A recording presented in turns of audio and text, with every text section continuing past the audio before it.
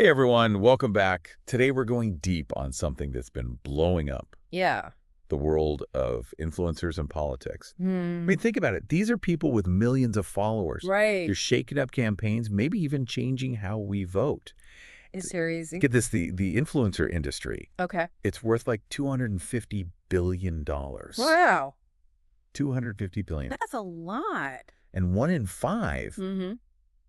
U.S. adults are actually getting their news Really? from these folks online. Huh. I mean, it's kind of wild.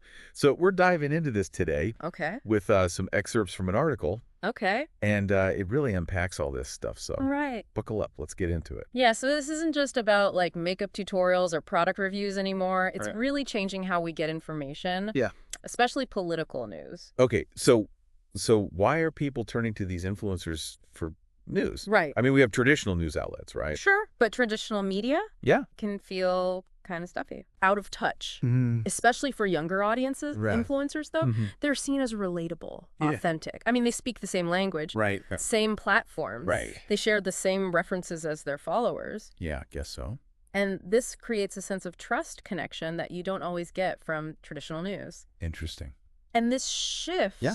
led to some pretty big changes in how political campaigns work. Like what? Like record spending on influencer marketing in the last few elections. So politicians are taking notice?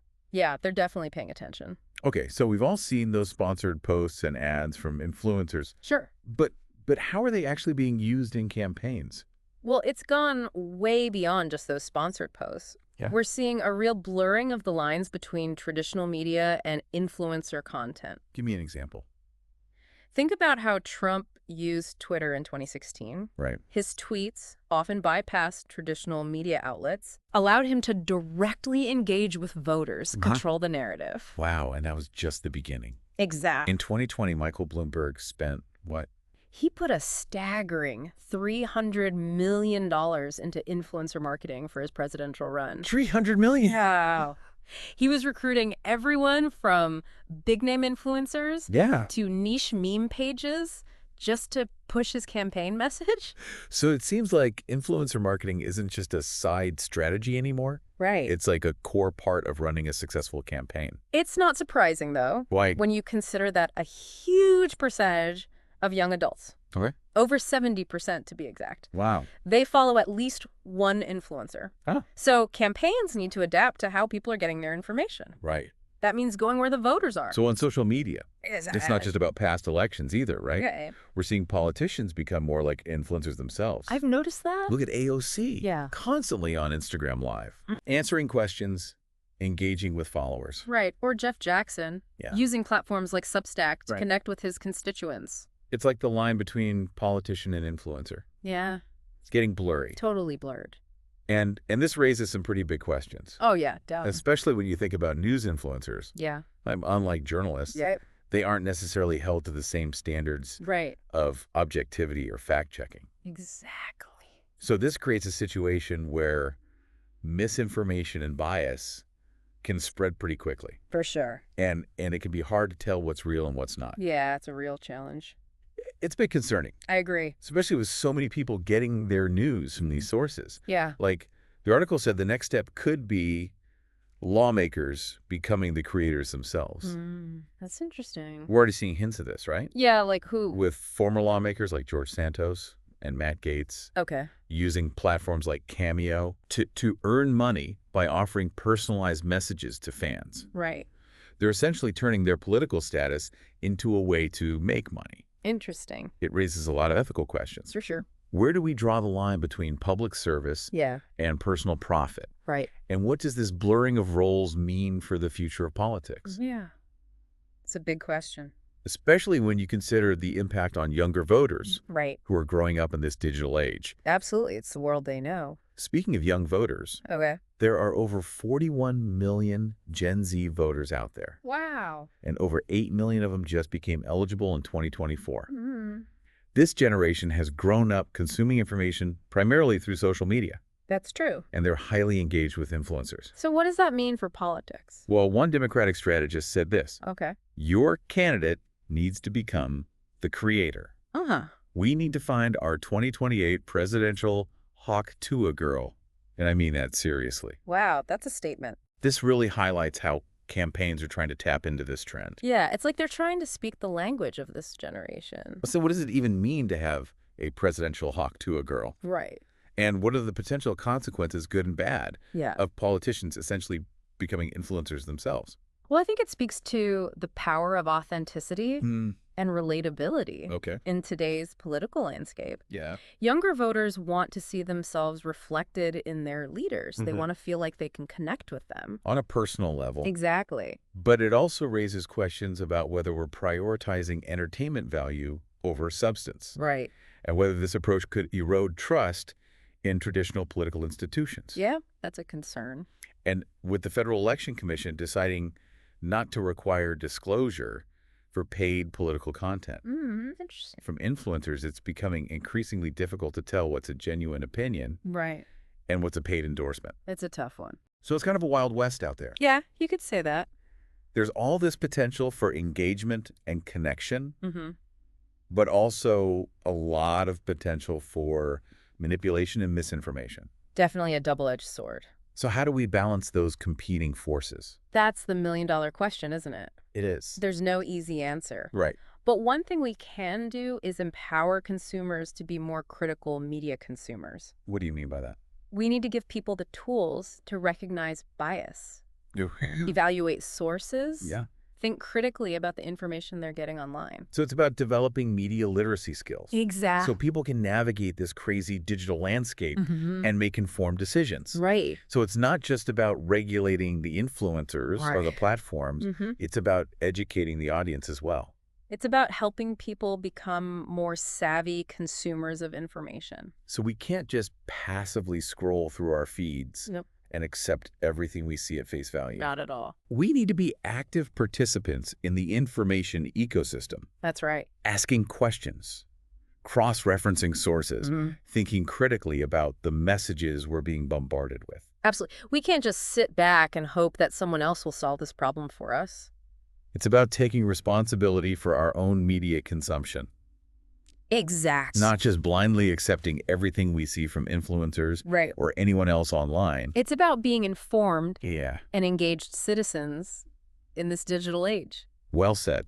I couldn't agree more. Thanks. We each have a role to play in shaping a more transparent, Definitely. ethical digital landscape. Absolutely. But first, Okay. let's take a deeper dive into some specific examples of how influencers are being used in political campaigns today. Sounds good. Let's do it. All right. So we've been talking about the growing influence of, well, influencers Right. in politics. Yeah. So now let's get into some real-world examples Oh. of how this is playing out in campaigns. What are some specific cases where influencer marketing has made a difference Okay. in an election? Well, think back to the 2020 election. Okay. Remember how Cardi B interviewed Bernie Sanders on Instagram Live? Oh, yeah. That video went viral, Right. generated tons of buzz for Sanders, Yeah. especially among younger voters. It was a prime example of how influencers can reach audiences that traditional campaigns just Right. struggle to connect with. Exactly. It shows how influencers can kind of break down those barriers Yeah. and make politics feel more accessible Right. to people who might otherwise just tune it all out. Absolutely. But what about examples where influencer marketing maybe wasn't so successful? Well, there was a lot of talk about Michael Bloomberg's massive influencer campaign Right. in 2020. Yeah, he spent millions. Millions of dollars Yeah. on meme accounts and influencers. Right.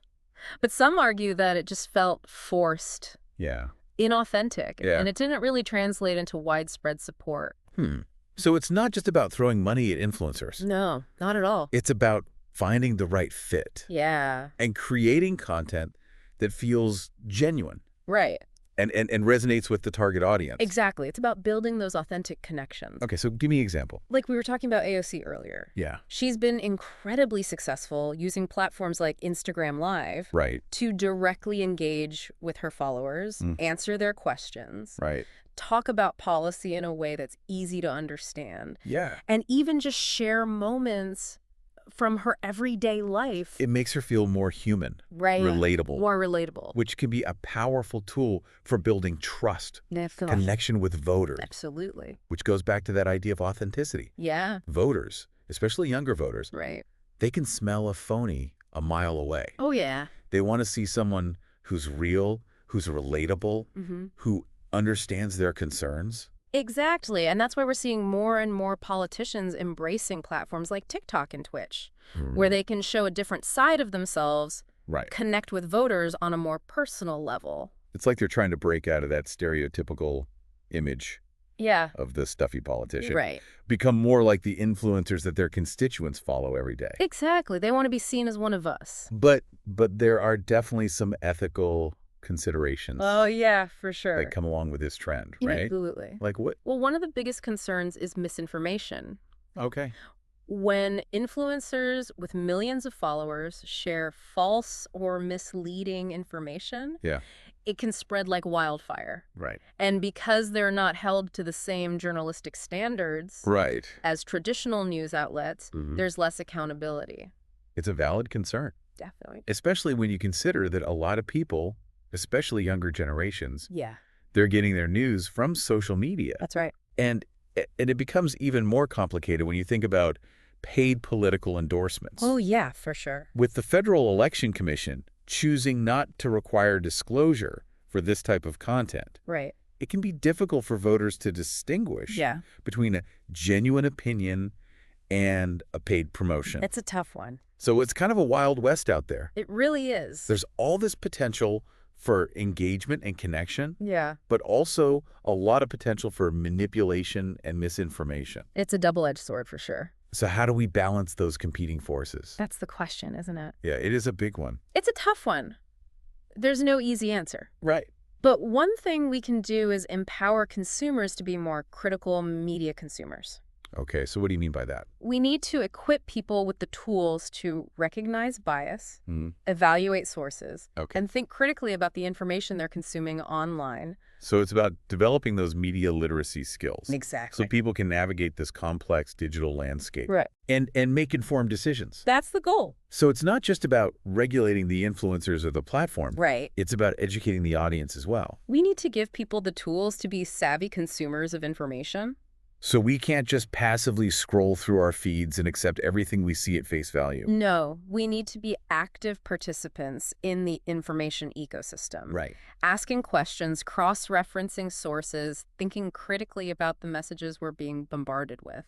It's about taking responsibility for our own media consumption. Exactly. And not just blindly accepting everything we see from influencers or anyone else online. We can't just sit back and hope that someone else will solve this problem for us. It's about being informed and engaged citizens in the digital age. Absolutely. We all have a role to play in shaping a more transparent and ethical digital landscape. That's a great point. Now let's shift gears a bit Okay. and explore the broader implications of this trend. All right. What does the rise of influencer politics mean for the future of our democracy? That's a big question. It is. How can we harness its potential Right. while safeguarding against its risks? It's a balancing act. Let's dive into that. This is where it gets really interesting. Okay, so we've talked about the big picture, the potential benefits, the risks, the need for media literacy. Right. But let's zoom in a little Okay. and talk about how campaigns are actually using these influencers to reach voters. So it's like campaigns have a toolbox, Right. right? They've got their traditional tools, Yeah. TV ads, rallies, direct mail. But now they've added influencer marketing to that toolbox. Okay. And just like any tool, Yeah. you can use it in different ways. Right. Depends on what you're trying to do. So what are some of the ways they're using it? Right. Are we talking about more than just those sponsored posts? Oh, yeah. Where an influencer tells their followers to vote for someone? It's way more sophisticated than that. Okay. Campaigns are getting really creative. Like how? One way is using influencers to amplify their message. Okay. So let's say a candidate gives a big policy speech. The campaign might partner with influencers Okay. to share snippets of that speech Yeah. with their followers. Right. Or to create content that explains the policy in a simpler way. So it's like they're using influencers as a megaphone Exactly. to reach more people. Right. Especially those younger voters who might not be watching the news. Makes sense. Another tactic is targeting specific groups. Okay. You know, campaigns can find influencers Yeah. who have a strong following with a certain group, Right. like Latinx voters or young women, Yeah. and partner with them to deliver messages that resonate with that specific audience. So it's all about reaching the right people with the right message Exactly. at the right time. That's the key.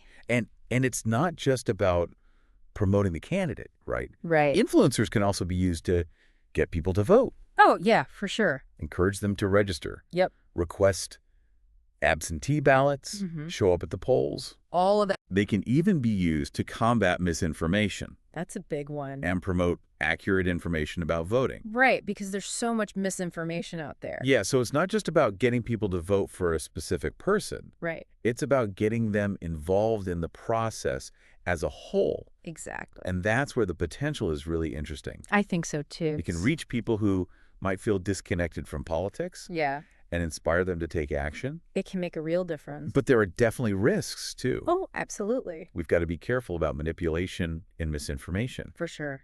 So how can campaigns use this influencer marketing ethically, Yeah, that's the- responsibly? Well, transparency is key. Okay. Campaigns need to be open about their partnerships with influencers. Okay. Influencers should clearly disclose any paid endorsements, and campaigns should avoid tactics that could be seen as deceptive or manipulative. So it's about being honest with the voters Exactly. and upfront. And choosing the right influencers. Yeah, that's important too. They should partner with influencers who share their values Mm-hmm. and who have a good track record. Right. So they should avoid those who promote hate speech or misinformation. Definitely. It's about doing their research Right. and making sure they're working with good people, People they can trust. people who are committed to integrity and accuracy. Exactly. So ultimately, it's about using influencer marketing to make democracy better, Right. not to hurt it. Not to make things worse. Using this powerful tool responsibly and ethically That's the goal. to promote engagement-informed discourse and a stronger democracy. That's what we want to see. Well, I think we've covered a lot today. We have. We've explored the rise of influencers in politics, the good and the bad, Mm-hmm. the need for media literacy, and some of the specific tactics that campaigns are using. It's been a great conversation. It has. It's clear that this is a trend that's going to keep shaping the political landscape. Oh, yeah, for sure. So as we wrap up this deep dive, Okay. what's one key takeaway you'd leave with our listener? Be an informed and engaged citizen. Okay. Stay curious, ask questions, think critically about what you see, and make your voice heard. Because the future of our democracy depends on it. It really does. And remember, you don't have to be a big influencer with millions of followers Right. to make a difference. Every voice matters. Every action counts. Absolutely. So stay informed, stay engaged. And stay hopeful. Well said. Thanks for joining us on this deep dive into the world of influencers and politics. It was my pleasure. We'll see you next time for another fascinating exploration.